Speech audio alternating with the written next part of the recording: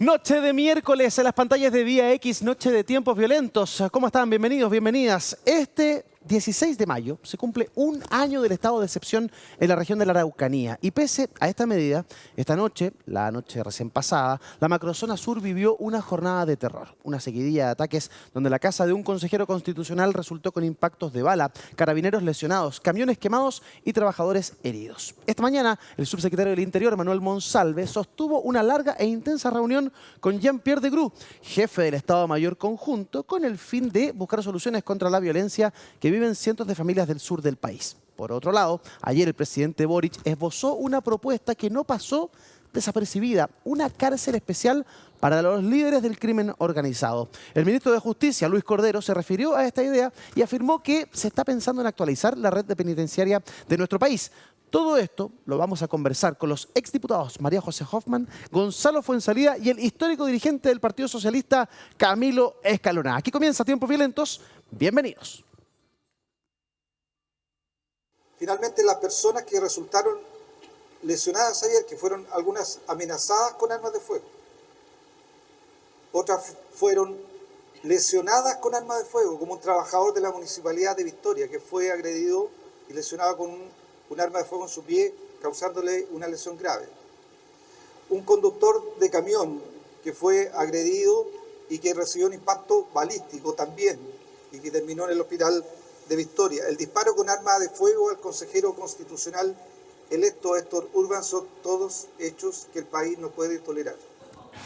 Ahí teníamos al subsecretario del Interior, Manuel Monsalve. Vamos a estar revisando junto a nuestros invitados sus palabras y mucho más. Saludamos de inmediato a nuestro panelista insigne, don Mauricio Daza. Buenas noches, Mauricio. Muchas gracias por acompañarnos en este nuevo episodio de Tiempos Violentos. Efectivamente, vamos a analizar los últimos hechos en la Araucanía, que son graves y además son una represalia a lo que ya había ocurrido respecto al traslado de reos desde la prisión de Angol, donde también hubo toma de rehenes el fin de semana. Vamos a profundizar en esto. Respecto al famoso sistema o reforma del sistema carcelario, también hay que analizar. ¿Hay hechos de corrupción en ese ámbito? Vamos a también hacer un análisis al respecto en este episodio. Y también, Tiempo de Daza, vamos a analizar qué es lo que ocurre con el exalcalde Torrealba y esta querella que ha sido anunciada por el Servicio de Impuestos Internos. ¿En qué consiste? ¿Qué es lo que realmente arriesga? Eso y mucho más esta noche acá en Tiempos Violentos. Muy bien, vamos a estar reflexionando de todo aquello, por supuesto, junto a nuestros invitados. Los primeros 10 segundos de la noche, para referirse a las palabras del subsecretario Monsalve, son de Gonzalo Fuenzalía. Gonzalo. Hola, muy buenas tardes, muchas gracias por la invitación. Y bueno, yo veo en las declaraciones del subsecretario Monsalve que la violencia no para. No para en la Araucanía, no para en otras regiones, la violencia sigue. La violencia sigue, sí, es verdad, y se ha ido recrudeciendo en el sur en los últimos días. Saludamos a María José Hoffman, secretaria general de la UDI, exdiputada de la UDI. ¿Cómo está, María José? Buenas noches. Gracias por acompañarnos y los próximos 10 segundos son suyos. Yo creo que el gobierno lo ha hecho pésimo en materia de seguridad y en esta señal me parece que aún es débil para el carácter con que necesitamos enfrentar el tema de la Araucanía. Saludos a la Araucanía y no más violencia para ustedes. Perfecto, tiempo. Muchas gracias. Vamos a estar profundizando más adelante. Saludamos también a otro debutante en el programa y un histórico dirigente del Partido Socialista, Camilo Escalona, y además secretario general de su partido. ¿Cómo está, Camilo? Gusto saludarlo. 10 segundos para usted, por favor. Bueno, buenas tardes. Yo creo que esta es una respuesta a lo que pasó el domingo, que se hicieron elecciones normales en Chile. Funcionó el Estado de Derecho con todas sus implicancias. Nos gusta o no nos gusta el resultado. Perfecto. Tiene que ver entonces con lo que sucedió el día domingo. Para ponernos en contexto, la verdad es que desde la promulgación de la ley Naim Retamal, que se han venido sucediendo hechos de violencia en la Araucanía, se han recrudecido en los últimos días a partir justamente de lo que sucedió en la cárcel de Angol, cuando se suspenden las visitas por el proceso eleccionario y eso genera una situación muy violenta de retención de 3 gendarmes en la cárcel de Angol. Luego de aquello ha venido sucediendo durante todas las noches lo que hemos visto en estos días. Ataque a consejero electo, carabineros heridos y trabajadores baleados. Así fue la violenta jornada de la Araucanía, consigna el Mercurio en el EMOL Online. El delegado presidencial, José Montalva, señala que estos ataques son reacciones al traslado de reos que el pasado domingo secuestraron a 3 gendarmes de Angol. Claro, la situación de la cárcel termina en que reos o internos fueron trasladados a otros centros penitenciarios, lo que generó una situación muy violenta. De hecho, Héctor Urban, el consejero constitucional electo, termina yendo a La Moneda para ver si es que el Estado es capaz de proveerle seguridad. Sí, bueno, esta es una dinámica tal como tú la señalas que empezó precisamente el día de la elección, ¿no? Como hay una restricción a las visitas, entonces lo que ocurrió fue que al momento que se estaban contando los internos, entonces acorralaron a 3 gendarmes y ahí, de alguna forma, los colegas de estos 3 gendarmes trataron de sacarlo del lugar donde estaban.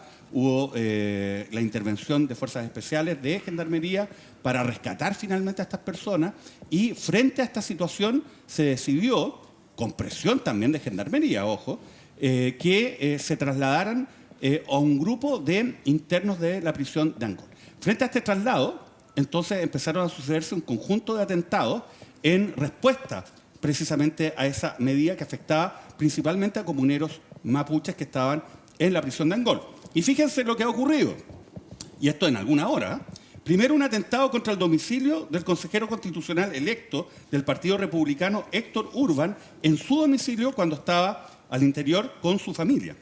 Después hubo un ataque a una camioneta donde se desplazaba René Urban, el padre de este consejero constitucional del Partido Republicano electo.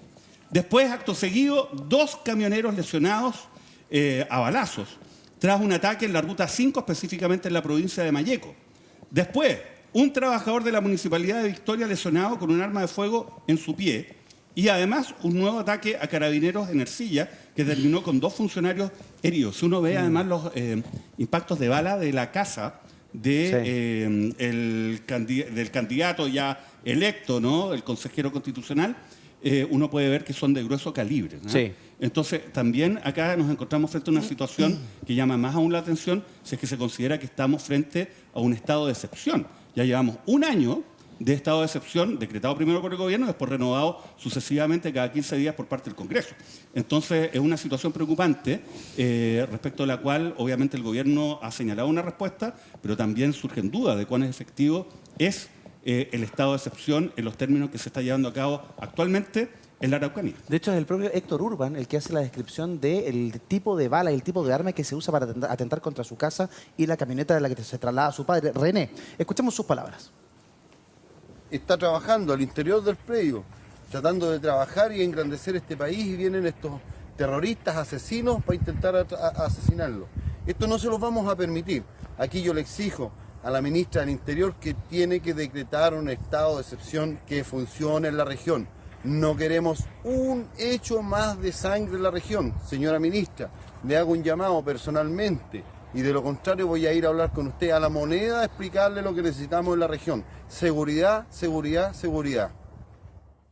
De hecho, cumplió su palabra y vino a Santiago, vino al Palacio de la Moneda. María José, ¿cómo es la situación real de la Araucanía? Porque hay estado de excepción, se va a cumplir un año de esa medida y uno ve que los distintos estados de excepción, tanto los que se promulgaron en el gobierno del presidente Piñera como ahora actualmente con el presidente Boric, no están garantizando la seguridad que la gente está pidiendo. ¿Cuál es la real condición de seguridad en la Araucanía? Mira, sin duda que uno no puede responsabilizar al gobierno actual. Este es un tema que lleva harto tiempo y que no hemos sido capaces de enfrentar con la dureza, pero necesaria. Pero también hay que darse cuenta que las cosas han ido cambiando y que se han ido encrudeciendo y que son cada día más duras para la gente en la Araucanía. Y por lo tanto, hoy día el gobierno actual sí tiene la responsabilidad de que no puede cumplir solo con el estado de excepción. Nosotros necesitamos una actitud mucho más enfática en cómo enfrentamos este problema, porque si bien el problema de fondo no tiene que ver con el conflicto en la zona, no tiene solamente que ver con temas de orden público, sin orden público no se puede hacer nada más. A mí me parece que lo que ha hecho el gobierno hasta ahora es absolutamente insuficiente. Aquí hay una oportunidad histórica. El gobierno tiene la posibilidad, después de que sus parlamentarios, que hoy día son presidentes y ministros, Boric, Vallejo, Jackson, todos votaron pésimo, Eduardo, pésimo todas las normativas en el Congreso para poder enfrentar e ir evitando, porque esto no es una sola cosa, son muchas normas y políticas que se tienen que tomar. Hoy día el gobierno tiene una oportunidad porque además tiene un sector, a una derecha responsable, que lo va a apoyar en todas estas medidas. Camilo, ¿qué es más enfático que el estado de excepción? ¿Qué más se puede hacer? Yo entiendo que estas acciones violentas tienen como propósito cuestionar el Estado de Derecho. y mostrar un grupo armado insurgente, por así llamarlo. Es un símil de la balacera que hicieron estos grupos cuando fue la ex ministra del Interior, Casillas. Ya. En ese entonces, de manera desaprensiva, en mi opinión, prácticamente al día siguiente que había asumido, sin tomar las medidas de resguardo necesarias. Yo creo que estos grupos lo que mandan es un mensaje. ¿Usted cree que esto es una barabuconada? No ponga... Ojalá que no les llegue la bala. Claro, pero no lo que pasa es que pongan- dispararon a la camioneta del padre y No. a la casa del señor Urban. Déjeme decirlo con las palabras que yo uso, usted emite los juicios con las suyas. Yo creo que estos son grupos que lo que quieren decir es que el Estado de Derecho no les importa. Que para ellos la institucionalidad no tiene sentido. Y se van a mantener en esa posición. Ahora, las medidas las tendrá que tomar los organismos respectivos, ¿no? Yo entiendo que se tendrá que aumentar la dotación policial. Leí que se iba a dotar a carabineros de blindados y otros medios. Sí.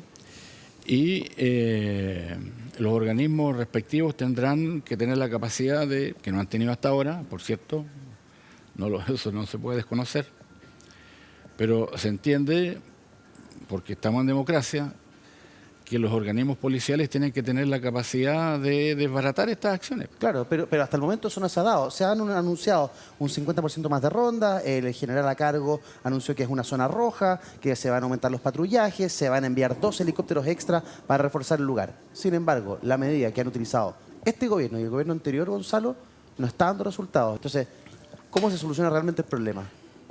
Yo creo que las señales las están enviando hace muchos años, entonces decir que hoy día se están enviando señales, y las señales años de años envían estas señales. A mí lo que me queda claro es que nadie se quiere mojar acá. O sea, la policía no quiere ir más allá porque obviamente es un riesgo. Las Fuerzas Armadas tampoco porque es un riesgo. Pero alguien tiene que ponerle el cascabel al gato, porque finalmente, a mí, si uno ve todas estas noticias todo el tiempo, díganme un allanamiento que se haya hecho de armas de fuego y que se haya, obviamente, obtenido una gran cantidad de armas por un allanamiento que se hace, que no necesariamente venga a la Fiscalía, porque aquí no podemos pretender que haya una investigación judicial, sino que justamente en un estado de excepción, la Fuerza Armada y con ciertas capacidades que tienen más allá del régimen normal, como es de excepción, puedan, por ejemplo, llegar a lugares, allanar, dar con armas, o sea, quitarle las armas a estos grupos. O sea, primera señal que sería, algo cambió acá. Empezar a mostrar resultados. Y finalmente yo cuando escucho a Monsalve en La Moneda que dice, mira, esto es inaceptable, pero sí, siempre va a ser inaceptable. El tema es que cuando uno gobierna y tiene todas estas facultades que finalmente pasan por el Congreso y el Congreso las aprueba, es que tiene que hacer algo más allá de lo que se ha hecho, porque yo en algo coincido con María José, que yo creo que esta violencia no va a parar.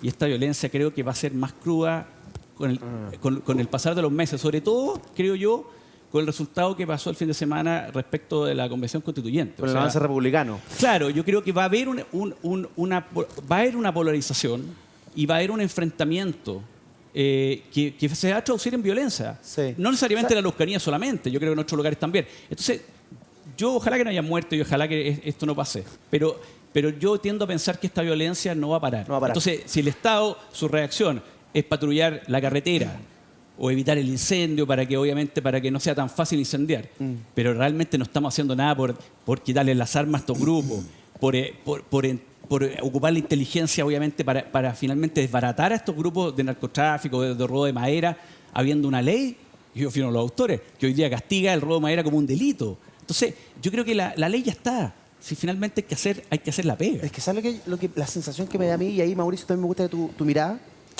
es que la última vez que tuvimos un allanamiento importante, la PDI movilizó al 10% de su contingente nacional. 800 funcionarios fueron a Temucuicui, ¿no? Ahí están las imágenes que el medio de interferencia obtuvo en su momento y que se conocieron. Un operativo que salió muy mal, muy mal. Así, aquí hubo errores graves. Uno no es experto en materia de seguridad ni en procedimientos policiales, pero aquí hubo descoordinación, aquí los funcionarios fueron expuestos, había poca inteligencia claramente para unas matas de marihuana. Entonces, hoy día uno se pregunta como ciudadano, nuestras policías, nuestra fuerza que tiene que llevar la seguridad y la paz y la tranquilidad a la zona, ¿está preparada? ¿Está la inteligencia suficiente ahí? ¿Existe la coordinación necesaria? Eran matas de marihuana y movilizaron 800 PDI que entraron y perdónenme, los estaban esperando arriba de los árboles. O sea, les disparaban de todos lados, no sabían hacia dónde correr, se les quedaban las llaves puestas en los automóviles. Mira, un desastre. Desastre operativo, con todo el respeto a la PDI, un desastre operativo. Mauricio. Claro, además llegaron al lugar una noche antes, obviamente se iba a notar, iban a saber, ¿no? De que había personal de la PDI antes. A ver, yo creo que Eduardo ha dado en el clavo, ¿no? Acá María José hablaba de narcotraficantes, narcoterrorismo. Puede ser que sí, puede ser que no. El problema es que nadie sabe a ciencia cierta porque no hay inteligencia. Ese es el problema. Tenemos un año de un estado de excepción, ¿no? Que, por lo que se ve, no impide que se produzca este tipo de atentados. Y eso da cuenta que finalmente un estado de excepción que solamente se limite a hacer un despliegue de fuerza militar materialmente en una zona determinada no es suficiente. Porque si no hay inteligencia, no se puede saber cuáles son los grupos, cómo están organizados, cómo están además asentados en el territorio, cuáles son los puntos donde tienen las armas, cuáles son los puntos donde se organizan, dónde están sus miembros, ¿no? Y ese es el tema, no tenemos una inteligencia que esté funcionando. Y si usted no tiene inteligencia, no tiene entonces el insumo básico para poder actuar de manera eficaz. Acá son las Fuerzas Armadas las que tienen el control territorial de esta zona, ¿no? De esta región, de la región de la Araucanía. Y obviamente acá yo diría de que vemos un fracaso más de un gobierno del Estado, ¿no? Ahora, hay que recordar que la inteligencia, por lo menos la policial, que es aquella que debiese estar mejor preparada para detectar, ¿no? Y entregar información de calidad cuando se trata de materias de orden público interno, bueno, fue desmantelada después del escándalo de la Operación Huracán, que precisamente se dio en la Araucanía. Ahora, está bien no desmantelar una unidad cuando se ha transformado en una asociación ilícita para delinquir, pero lo que está mal es no establecer algo en su reemplazo, ¿no? Y acá nos quedamos sin nada en la práctica. Y ese es el principal problema, un problema de inteligencia que es grave y que mientras no se resuelva vamos a seguir en lo mismo. Solamente para terminar, yo estoy de acuerdo. No creo que acá haya un homicidio frustrado, ¿no? Respecto a estas personas, ¿no? Cuando se quiere ir en contra de alguien, habitualmente se va de otra forma. Y probablemente una manifestación de fuerza, ¿no? Que se da en este contexto para amedrentar, ¿no? Y para también señalar, oiga, sabe que nosotros existimos, estamos vigentes, a pesar que hay estado de excepción, igual podemos hacer esto. Y esa situación yo creo que tiene que tener una respuesta que sea apropiada. No saca nada el señor Monsalve mandando 8 helicópteros, ¿no? Y 50 tanques si no sabe cómo lo va a ocupar, dónde lo va a ocupar y contra quiénes en específico lo va a hacer. María José, tú nos decías, el gobierno tiene que ser más fuerte, más enfático. ¿Qué puede ser más enfático que el estado de excepción que tenemos hoy día? ¿Qué es lo que específicamente pide la oposición? Esta medida de estado de excepción ya lleva un año, va a cumplir un año, y los resultados están a la vista el 16 de mayo. Yo creo que tiene que ver, Eduardo, con un cambio de actitud. Porque efectivamente cuando uno revisa las votaciones anteriores son cosas que no creían. Entonces, efectivamente esta es una herramienta que no quisieron usar y que la realidad de los hechos le hizo al gobierno darse cuenta que que era necesario, que es insuficiente para la organización y la sofisticación que está teniendo hoy día el crimen y el delito. Yo quiero hacer un comentario porque no es lo que yo crea que vaya a pasar ni lo que yo quiera que pase en ningún caso, pero tal como hemos avanzado en la sofisticación, perfectamente puede ser verdad de que dejen de amedrentar y tomen armas y tomen, digamos, símbolos y consecuencias graves. ¿Qué es lo que tiene que hacer el gobierno? Primero, convencerse que hay que enfrentar esto con mano más dura, que incluso nosotros tampoco fuimos tan capaces y eficientes en el gobierno anterior, y lo quiero decir con toda honestidad y con mucho respeto, porque yo fui parte de ese gobierno. Sí. Y creo que uno tiene que ser también autocrítico. También es responsabilidad, es un problema de Estado, no es del gobierno de turno. Pero uno también tiene la capacidad de tener que darse cuenta de que tiene que enmendar el rumbo, no solamente reconocer que en el pasado muchas cosas que podríamos tener, la ley de inteligencia que se señala acá, el sistema de inteligencia, es un sistema que lleva trabado en el Congreso varios años. Sí. Ahora está dentro del acuerdo de los 24 24 proyectos que va a sacar, liderados por el presidente del Senado, el senador Coloma, para poder darle fast track a estos proyectos. Pero esto hoy día no tenemos inteligencia, no tenemos. Podríamos haber tenido, fíjate, si hubiesen aprobado un proyecto que lleva trancado tanto tiempo. Entonces, más que buscar responsabilidades, este es un tema donde si no nos ponemos de acuerdo, si no hacemos cosas en conjunto, pero tú dices ya, yo te quiero dar un dato. No hay ninguna urgencia por parte del gobierno en ningún proyecto de seguridad en la Cámara de Diputados. Ninguna. Entonces uno dice, bueno, me preocupa mucho esto, me preocupa, pero la preocupación tiene que traducirse en cosas concretas. No ha habido ninguna sola urgencia. Ayer estaban votando por la ley de usurpaciones, que es uno de los 24 proyectos donde la ministra, tal como dijo Toa en un minuto, esto es el gatillo fácil, que fue un error que haya dicho, de las pocas leyes en la ley Naim que se pudieron sacar últimamente. También se manda otro comentario de la autotutela. La ley de usurpación lo que dice es que las personas van a tener también, una de las cosas que dice es que van a tener también derecho a defenderse, como la legítima defensa, no solamente en tu casa, cuando te apuntan aquí y estás en tu cama, sino que también en tu campo, en tu territorio. Eso es lo que está pasando en el sur. Entonces, uno ve una voluntad, pero súper débil, Eduardo, súper débil. Entonces, este es un gobierno que tiene una oportunidad de brillar, sobre todo porque siempre la gente izquierda ha tenido un trauma en temas de seguridad, si son capaces de hacer las cosas bien. Y van a contar con todos los votos. Los que hemos sacado, los proyectos de seguridad, es con los votos de derecha. Porque hay votos comunistas, votos del Frente Amplio, que siguen votando en contra. Entonces, permítame que uno dude de la voluntad del presidente. Camilo, ahí muy importante su visión. ¿Cómo demuestra el gobierno su urgencia o su preocupación respecto al tema si no le pone urgencia en lo legislativo a este tipo de medidas? Mire, yo creo que aquí hay un abuso de los hechos, francamente. A ver. Porque ayer el gobierno acaba de promulgar una ley, ¿no?, que endurece, la ley antinarcotráfico. Claro, que endurece las disposiciones relativas al narcotráfico y da más herramientas a las policías para combatir el narcotráfico. Ayer solamente se promulgó, entonces decir, mire, no se ha hecho nada, es desconocer lo que hace el gobierno y lo que hacen los propios parlamentarios de la derecha. Entonces no le veo yo sentido a ese debate. No hay urgencia, Camilo. Luego, mira, ayer publicó una ley diputada o exdiputada, no tratemos de tapar el sol con un dedo. Luego, no es gracias al gobierno. Se dice que no hay inteligencia. Es una afirmación, con todo el respeto que me merece el señor Daza, que entiendo yo, especialista en la materia, que eso es solo una frase. ¿Hay inteligencia? Pero lógico, Carabineros tiene inteligencia. La Sistema Policía de de Investigaciones inteligencia tiene inteligencia. Y si hay Las Fuerzas inteligencia, Armadas ¿por qué una de las medidas del gobierno es reformular la inteligencia? Ellos tienen inteligencia, claro, es verdad. Se desmanteló una estructura delictiva porque se demostró que está siguiendo el peor de los caminos, ¿verdad? No sé cómo se llama, ya se me olvidó el nombre, pero... La Operación Huracán, la ley Polcar. La Operación Huracán. O sea, inventar que las personas cometen delitos cuando no los cometen. Claro. Es el peor camino, ¿no? Después de eso viene la guerra sucia. Entonces, evidentemente eso del Estado de Derecho no lo voy a aceptar. Que le inventen a una persona que hizo cosas que efectivamente no ha hecho y que le pueden significar 10, 15 o más años de cárcel. Es un camino enteramente inaceptable. Eso significa que Carabineros no restituyó una estructura de inteligencia en esa región. Por supuesto que la dirección de Carabineros tiene la obligación de haberla restituido. Se pone como plazo el año de que asumió este gobierno a la fecha. Les voy a ayudar con la argumentación. Debe ser más tiempo. Deben ser 2, 3, 4 años en que las acciones de inteligencia no han permitido llegar a ubicar una cantidad de armas que sea lo suficientemente significativa para que eso tenga un impacto público. Ya.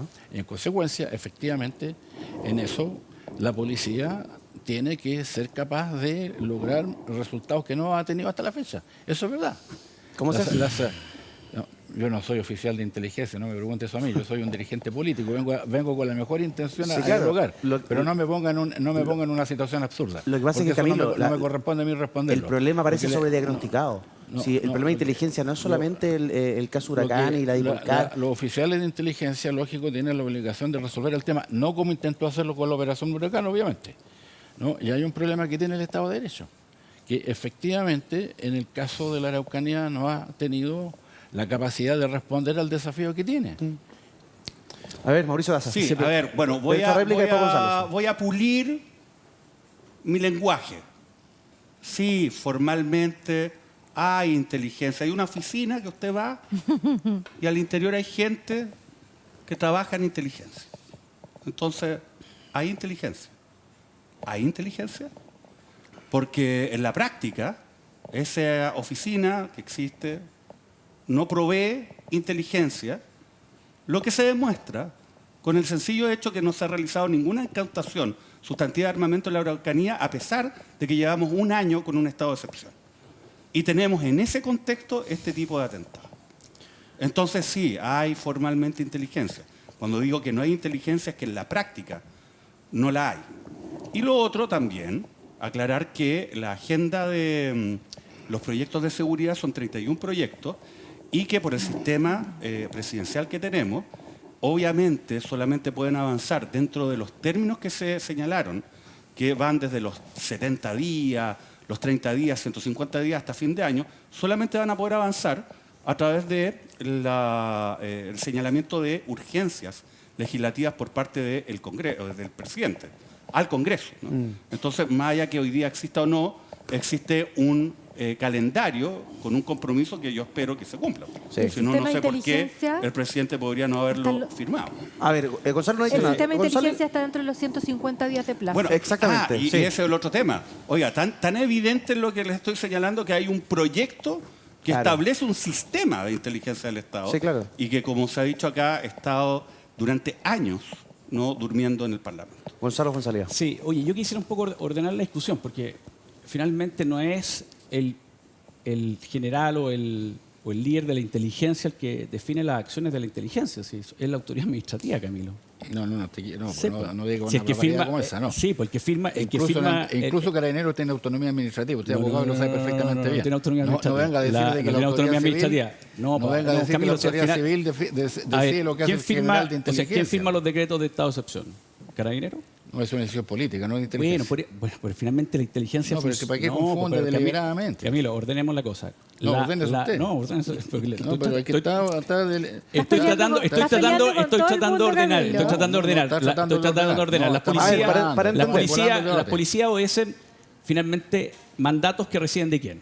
De los fiscales para investigar. Sí. Y la autoridad administrativa, como el subsecretario o los gobiernos respectivos, para determinadas acciones, ¿no es cierto? Ya. Los militares reciben órdenes también del Poder Civil. Les fijan un estado de excepción con una reglas, una Sí. ley, una regla de uso de la fuerza y actúan. No son ellos los que toman las decisiones. ¿Ya? Primera cosa, para ordenar. Entonces, son las autoridades políticas y administrativas las que tienen que tomar esas decisiones. Ahora, respecto a de la inteligencia, yo quiero distinguir algo que acá se mezcla. La inteligencia policial funciona en base a una investigación que conduce un fiscal.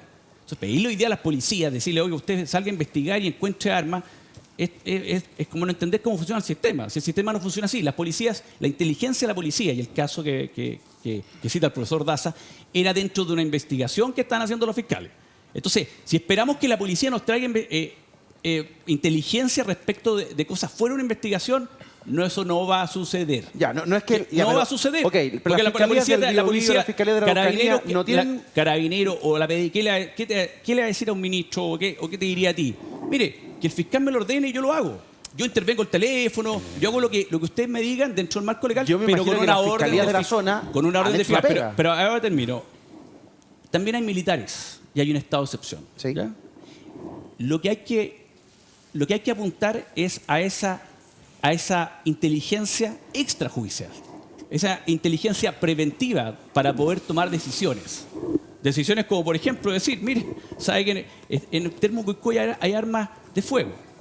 Hay armas de alto calibre. Resulta que el Estado entró, se tuvo que retirar y nunca más entró. Cosa increíble, ¿no? El Estado dejó que un lugar del territorio de la nación se mande solo. Si yo tengo conocimiento y tengo una investigación y una inteligencia que no está en el ámbito judicial, frente a yo, claro que puedo tomar acciones. Incluso podría determinar un estado de sitio en ese lugar para que entre los militares finalmente a enfrentar a una banda que no lo está esperando con un asado, lo está esperando con armas de guerra. Entonces, finalmente, si esto no pasa por más leyes, finalmente no pasa por esperar que la policía nos traiga la iluminación diciendo, mire, estos son los datos, ministro, para que hagamos algo. Se trata de gobernar. Y gobernar se trata justamente de hacer las cosas con creatividad y hacer las cosas dentro del ámbito de la ley con coraje y con astucia. Yo creo que eso es lo que está totalmente ausente en el actual gobierno y también en los gobiernos anteriores, estamos de acuerdo, pero creo que hoy día la cosa está bastante más cruda que lo que pasaba hace 5 o 6 años atrás. Lo que pasa es que uno se pregunta en qué se está usando la inteligencia. Lo que pasa es que porque en el su caso de argumento topógrafo se usa la inteligencia para pinchar a un periodista o Su pinchar argumento comienza siendo a una civiles. afirmación que después desmiente. ¿Cómo así? Se desmiente a sí mismo porque dice de que las investigaciones las resuelve el Ministerio Público. No, las ordena. Sí, lógico que la ordena. Bueno, lógico. pero- Entonces, ¿cómo dice que hay responsabilidad del gobierno? Hay una responsabilidad general política del gobierno, naturalmente. Oye, igual es curioso Para eso propone que el estado de Camilo dice excepción. que viene a dialogar, pero se ha ¿No? agarrado con los tres en el panel, así. No, muy acá no nos respetuoso. agarra. No, Tenemos también. discusiones. Es una curioso. conversación. ¿Por qué usted desfigura sistemáticamente es una lo que dice conversación. No la una agarres opinión conmigo, distinta? apunta tus cañones. Bueno, por ahora otro ya lado. somos Ya- todos. Pero, a ver, me gustaría decir, a ver, mira, Gonzalo Fuenzalía, ex Valenzuela. El tema es el siguiente. Oye, está lleno de causas donde se está imputando a la Cáncer una organización terrorista, se está imputando asociaciones de toda naturaleza delictiva y que llevan años. O sea, no te estoy diciendo aquí que Carabineros tiene que venir de la nada, graciosamente, a entregar información. Si las investigaciones están y llevan años, ¿no? Y hay órdenes de investigar. Ese es el tema. Ahora, obviamente, cuando tú metes a la querellas del gobierno también, ¿no? Cuando tú metes a las Fuerzas Armadas, claro, también estás involucrando a una entidad que tiene un departamento de inteligencia cuya finalidad, ¿no?, es diversa, ¿no? Y de hecho está establecida y limitada por la ley, ¿no?, de inteligencia vigente, que se pretende cambiar, ¿no?, y reemplazar. Entonces, en ese sentido, yo creo que aquí se está al debe en ese ámbito, ¿no? Y ojalá que la discusión de la ley sea una oportunidad para mejorar esta situación, ¿no? Y bueno, es básicamente eso. Necesitamos más inteligencia preventiva para que es poder hacer las cosas de una manera correcta. Ahora, también hay que decir, es cierto, ¿no?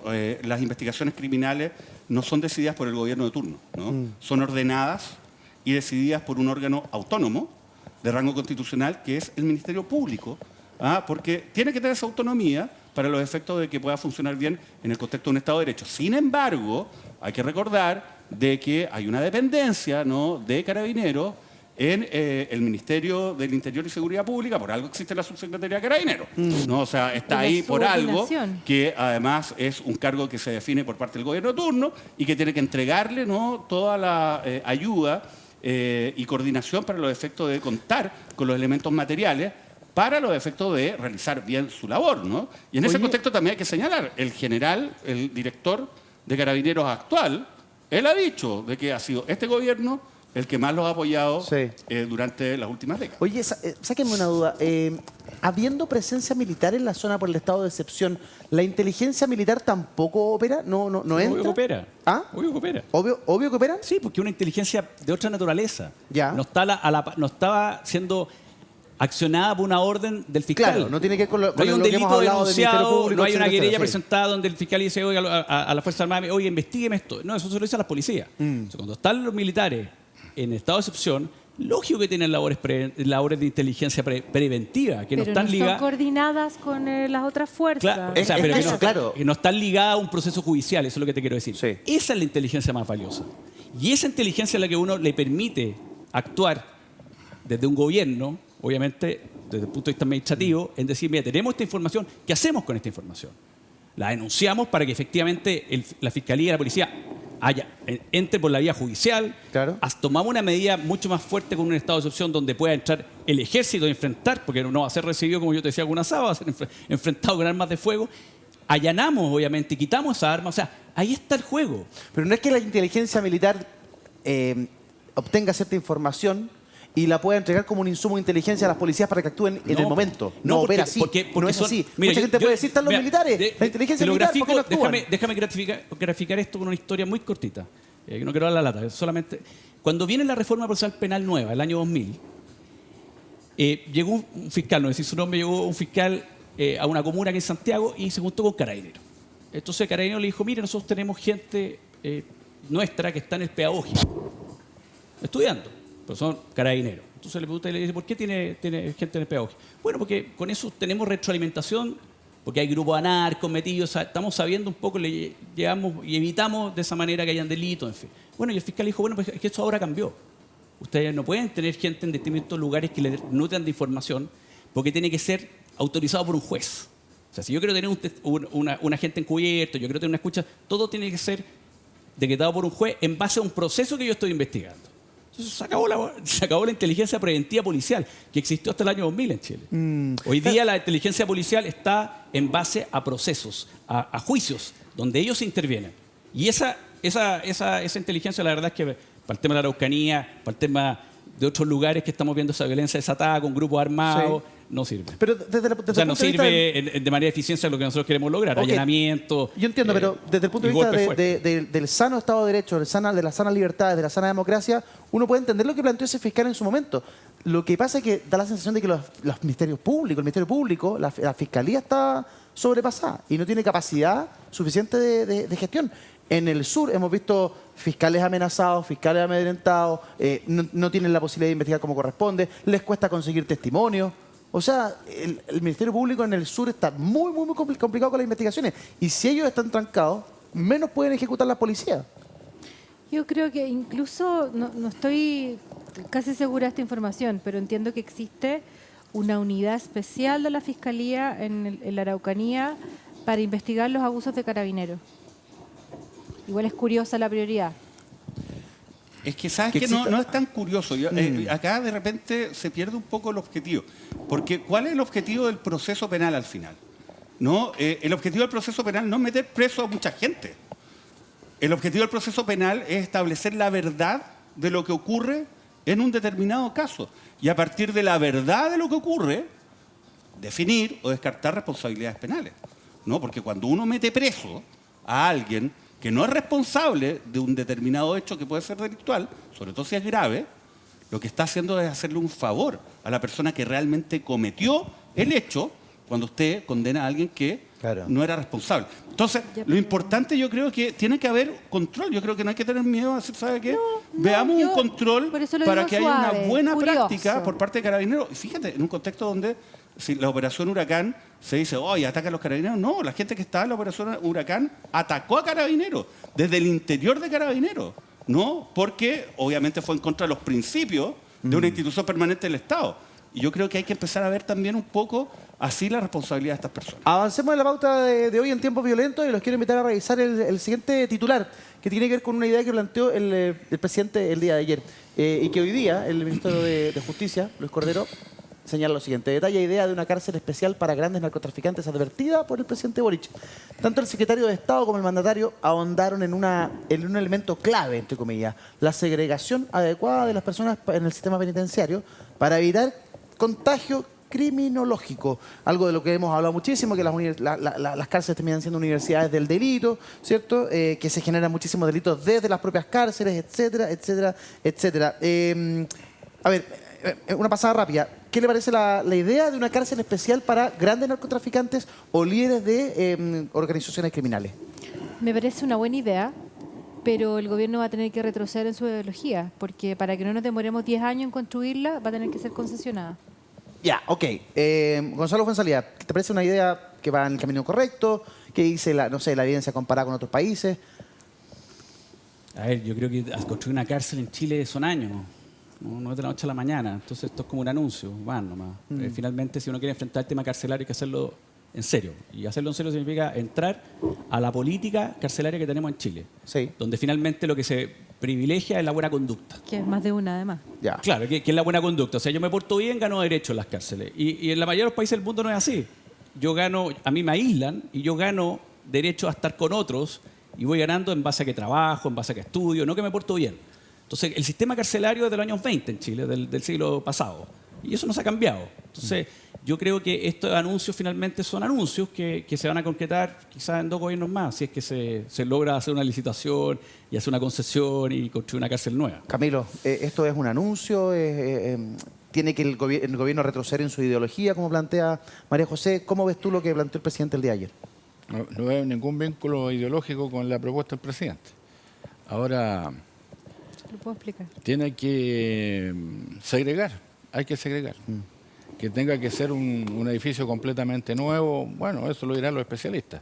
Ya. Pero naturalmente que hay algunos delincuentes que por el tipo de actividad que desarrollan, por la cantidad de medios que acumularon, por la posibilidad de influir en el resto de la población penal, debiesen estar segregados. Con las cárceles que tenemos, ¿podemos segregar? Porque las cárceles están prácticamente todas con hacinamiento. Entonces, ¿cómo segregamos a los más peligrosos en alguna cárcel? No veo que físicamente dé. ¿Se podrá? ¿No se podrá? Hay un eslabón que de repente también nos falta, que Mauricio lo ha explicado en otros programas, el Tribunal de Ejecución de Pena, que no existe o no sé cómo funcionaría en el caso de necesitarse para segregar correctamente a la gente que va a la cárcel. Yo recojo lo que acaba de señalar Camilo Escalona. Yo creo que es clave segregar, y eso es un principio universal, ¿no? Sin embargo, no sé si sea buena idea establecer un solo recinto donde vayan todos los cabecillas del narcotráfico y el crimen organizado. Eso genera un riesgo muy importante, ¿no? De corrupción, de que se pueda establecer una dinámica al interior de ese preciso lugar para que puedan seguir operando de alguna forma. Yo creo que lo mejor es generar condiciones que sean de mejor calidad respecto del sistema penitenciario en su conjunto, mejorar, por ejemplo, la actual cárcel de alta seguridad y de máxima seguridad, establecer otras unidades también, no solamente en Santiago, sino en otras regiones de esas características, y que la segregación se vaya concretando según las necesidades del caso concreto. De repente mover, ¿no?, a estas personas es una medida que es útil, ¿no?, para desmantelar muchos clientelismos, mucha corrupción que se puede dar también al interior de Gendarmería, ¿no? Y esto no es ofender a los gendarmes, sino se ha visto en otros lugares del mundo, sobre todo con grupos organizados como narcotraficantes que mueven mucho dinero, ¿no?, y ejercen mucha influencia. Entonces, yo diría que es una idea que suena muy llamativa, pero quizás no sea tan eficaz. Y lo otro, solamente para terminar, los tribunales de ejecución de pena. Yo me acuerdo que esto viene por lo menos de la época del presidente Lagos, que había un borrador de proyecto. Pero esto sí que no ha avanzado en lo más mínimo y llevamos décadas dando un poco la espalda a qué es lo que ocurre con una persona que es imputada y después condenada una vez que esto ocurre, ¿no? Cuando es condenada es como que si entrara, digamos, una zona negra, ¿no?, una caja que no se sabe qué es lo que ocurre y hay que hacerse cargo también de esa realidad. Habló de esto el diputado Jorge Alessandri, presidente de la Comisión de Seguridad. Revisemos sus palabras. Pasan los días y el gobierno ahora se desdice y dice que sí, va a estudiar la construcción de cárceles especiales para criminales de alta peligrosidad. Ahora esperamos que el gobierno no empiece con la discusión de que si la cárcel es concesionada, de que si la construye el MOB, de que si se va a licitar o no. Necesitamos cárceles especiales rápido, de una manera eficiente, en buen gasto de dineros fiscales. Ya, que no empecemos con la discusión de que si van a ser concesionadas o no, es una buena medida en todo caso. Pero es un súper debate. Sí, claro. Porque puede ser, yo lo primero que te dije, puede ser una buena idea. Quizás Mauricio, obvio que entiende mucho mejor que yo el problema y pueden haber otras alternativas, pero la voluntad del gobierno yo la reconozco.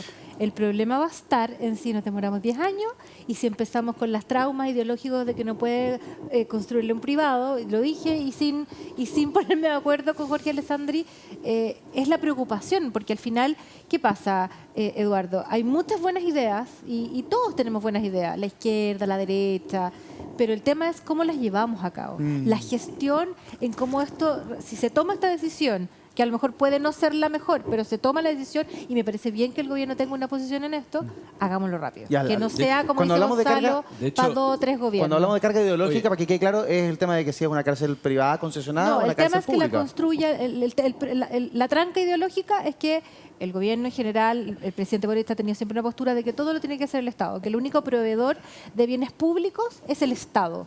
Y las concesiones de Lagos no van en una línea absolutamente contraria. Distinta. Las personas, los privados también pueden contribuir. Y en este caso, lo que se ha demostrado es que el MOB es bastante más lento que una concesión privada. De hecho, las últimas cárceles se construyeron en el gobierno del presidente Lagos y se entrega que son las concesionadas. Claro. Que es el 24%, son casi 13.000, 14.000 presos que están en el sistema concesionado. Sí. Se dejaron de construir después con el primer gobierno del presidente Bachelet. Se entregaron en su gobierno el 2006, 2007.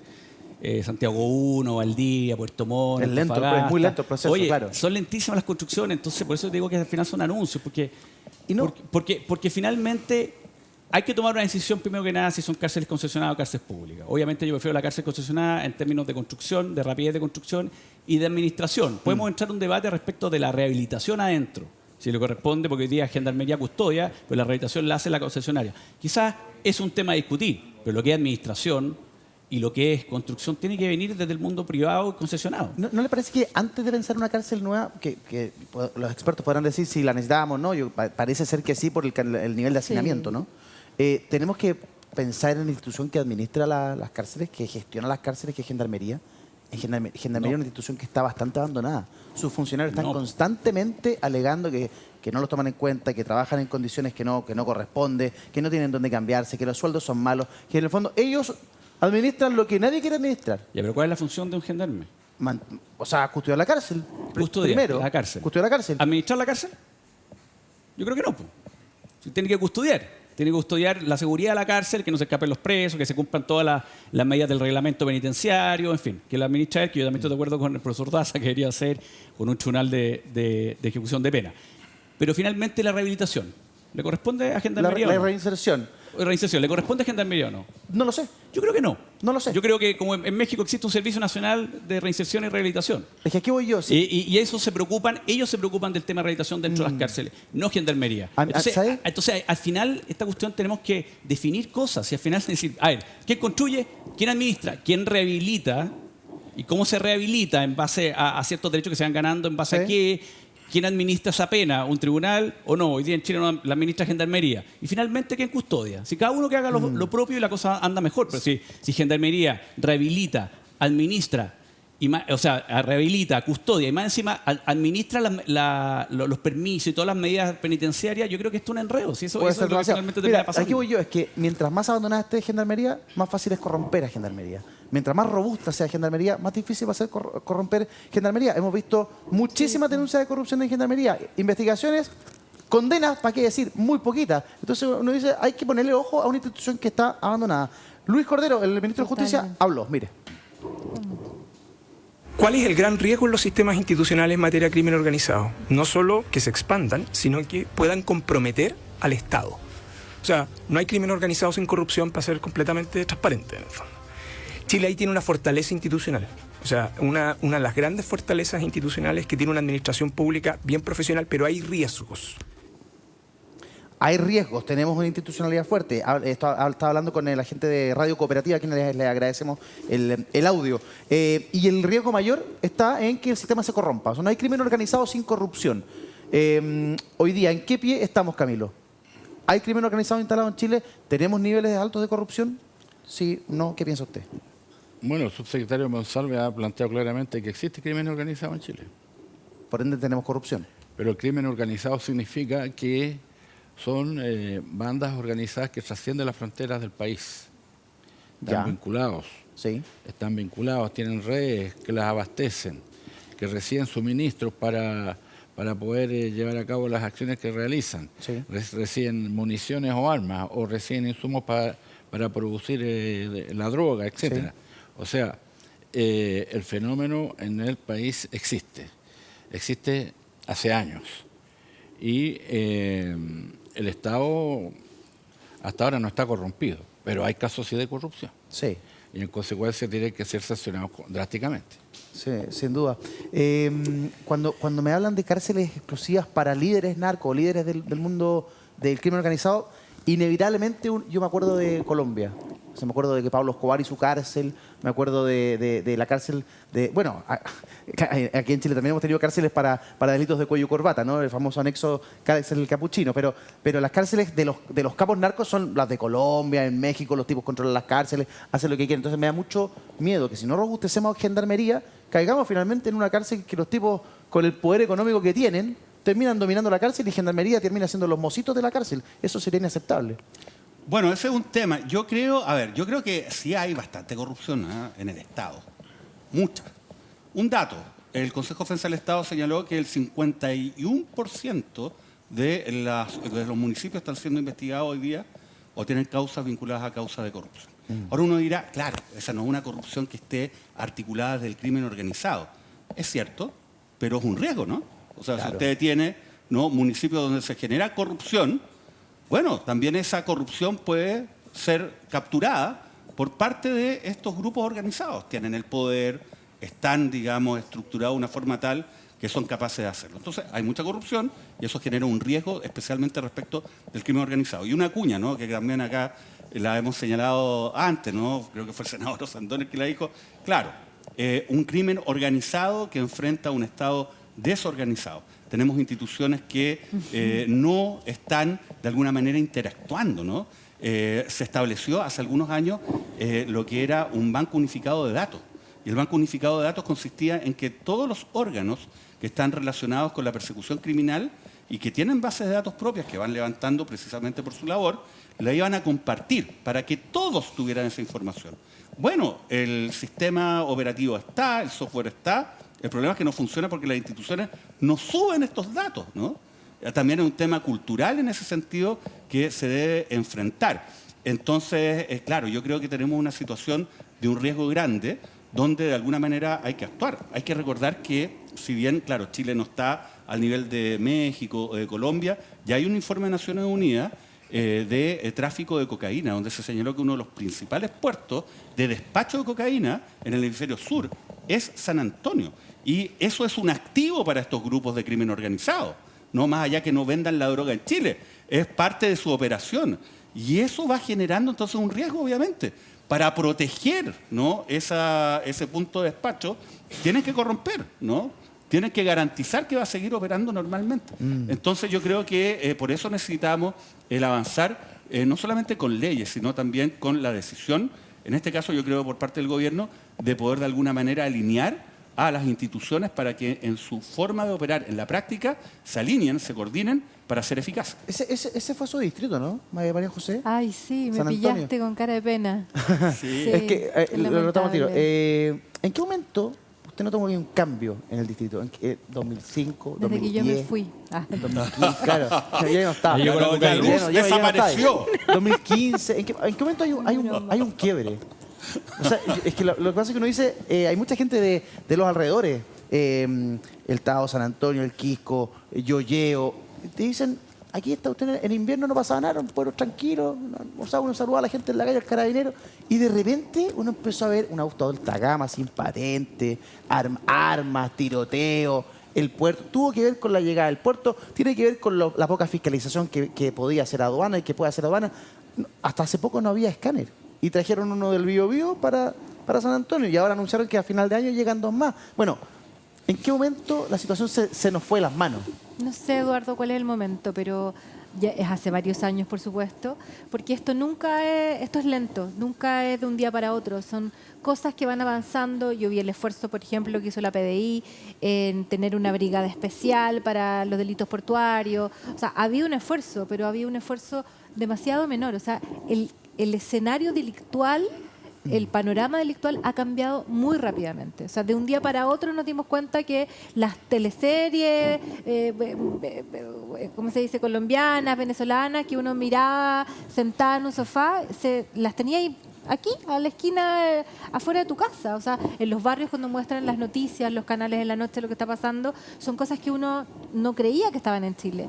No sé cuál es el momento, me da un dolor especial porque es mi zona, la zona que representé 12 años, y obviamente que uno también tiene que hacer una autocrítica, como uno está para hacer leyes, pero también tiene que ser capaz de ver lo que está ocurriendo. Y era una mezcla entre los campamentos, entre el crimen organizado. Lo que dice Camilo, yo también lo había escuchado de manera bastante responsable, de cómo las relaciones con el narco son principalmente afuera, hay crímenes. La Evelyn Matei salió hace poco en una nota en alguno de los canales diciendo cómo en el fondo estos robos chiquititos, estaba hablando de un robo de cartera, ¿no?, estaban todos organizados como toqueros que también eran desde Venezuela, sale una nota especial. O sea, nos están invadiendo por todas partes y hay, obviamente que no son todos los extranjeros, pero tiene que ver también con la inmigración ilegal, tiene que ver también con eso.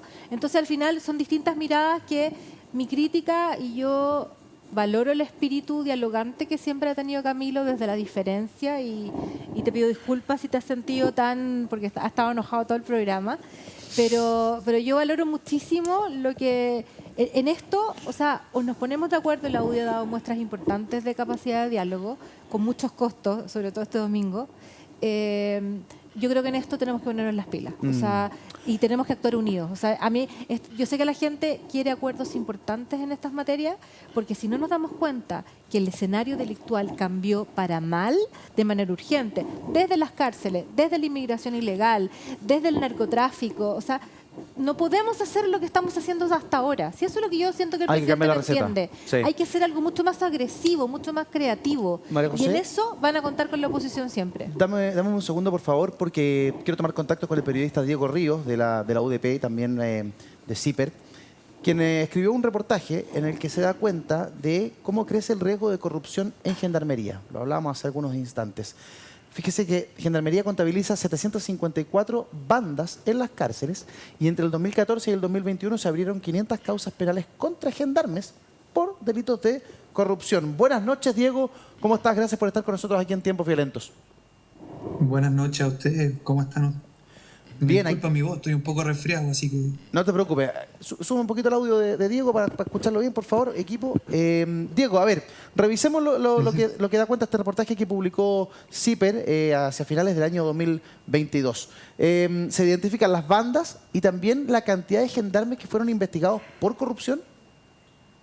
Sí, desde luego. Nosotros lo que advertimos, digamos, por medio de nuestra investigación, fue que a enero de 2022, como tú bien ya decías, Gendarmería había identificado ya 754 bandas recluidas en las cárceles.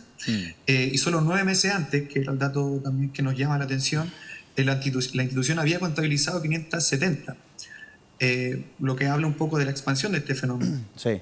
En el desglose de las 754, 516 están asociadas a delitos vinculados con el tráfico de drogas, lo que igual no es un dato menor. Claro.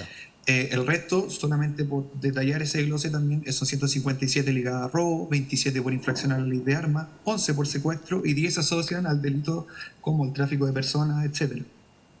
Fíjate que en este estaba revisando algunos de los datos y señala, por ejemplo, que de las 500 causas penales contra gendarmes por corrupción y tráfico de drogas, solo en 49 de ellas hubo condenas. O sea, en el 10% de las investigaciones a gendarmes corruptos se logró condenar. ¿Hay alguna antecedente respecto del por qué? O sea, más allá del por qué, me gustaría explicar un poco esa cifra también, ¿sí? De por qué es como relevante, digamos. Respecto a los delitos tipificados en la ley 20.000 sobre el tráfico de drogas, el mismo periodo se abrieron 108 procesos penales, de los cuales solo en 17 hubo algún formalizado. De esta última cifra, digamos, de estos 17, se lograron solamente, como tú dices, el desglose 10 condenas, y que 5 hasta entonces, el año pasado, continúan en investigación. O sea, ni en 2019 ni en 2021 se registraron sentencias condenatorias relacionadas con este tipo de ilícitos.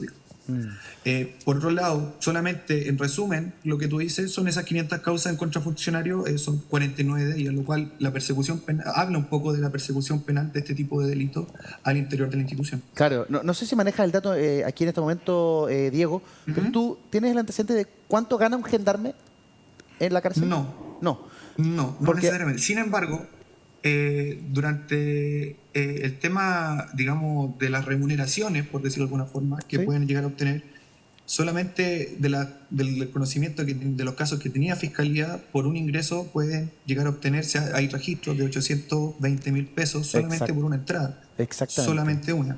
Claro, hubo antecedentes de la investigación que llevó adelante la Fiscalía Centro Norte, que gendarmes habían recibido hasta 820.000 pesos por ingresar droga. Entonces yo digo, si un gendarme gana, no sé, 600.000 pesos, 700, 800.000 pesos, duplica su sueldo de inmediato solamente ingresando la droga. ¿Hay algún mapeo, Diego, de cuáles eran las cárceles donde más se daba esta situación o cuáles eran las regiones del país donde más se daba este tipo de situaciones?